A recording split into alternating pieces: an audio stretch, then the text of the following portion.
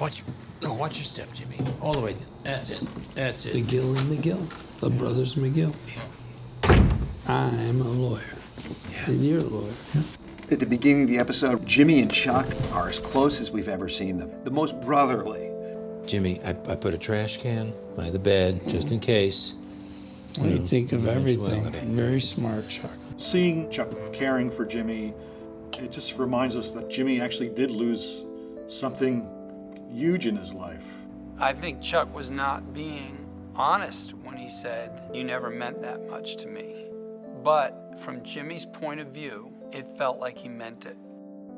Well, looks like we have 3 scholarships to give and 3 frontrunners. The one vote for Christy Esposito, that was me. That's the shoplifter. Right, that's right. I think he surprises himself by finding this connection with one of the candidates. Instead of calling her by name, they call her, oh, she's the shoplifter. Jimmy feels that about himself, that he's slipping Jimmy. Chuck has always looked at him that way. You're not a real lawyer. My point is that maybe she brings something that the others don't. His inability to convince the rest of the committee that she deserves a chance makes him feel like he was never given a chance. Mr. Esposito, hold up. Hey, Jimmy McGill, we met inside. Oh, hi. You didn't get it. You were never gonna get it. He makes that speech to her. He's talking to his 20-year-old self. Don't believe in faith or hope or goodness from the world. They're not gonna give it to you? So what? You're gonna take it, and you are gonna win. And the higher you rise, the more they're gonna hate you. Good. It's a horrible thing to do to another person, and he knows that.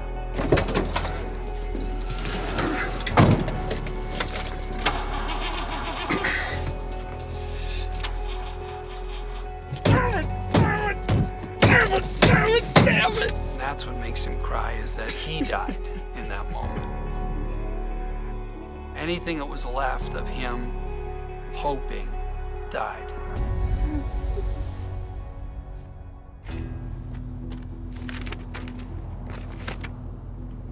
For what it's worth, I believe him. This is about him wanting to see his wife, plain and simple. Mike is cornered. He's vouched for Werner, and Werner truly doesn't seem to understand the trouble that he's in. I'm so sorry. Get dressed. Michael. I don't want to hear another damn word out of you. Mike knows that the only way he can regain Gus's trust is to do this horrible job. Get out. It's a bit of weird compassion that Mike decides that he's the one to pull the trigger instead of Gus's men. There are so many stars visible in New Mexico. Better to, when he's looking at the stars, just put a bullet in the back of his head.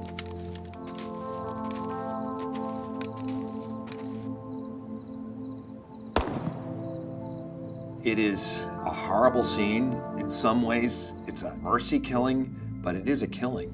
And Mike has got the blood of this man on his hands.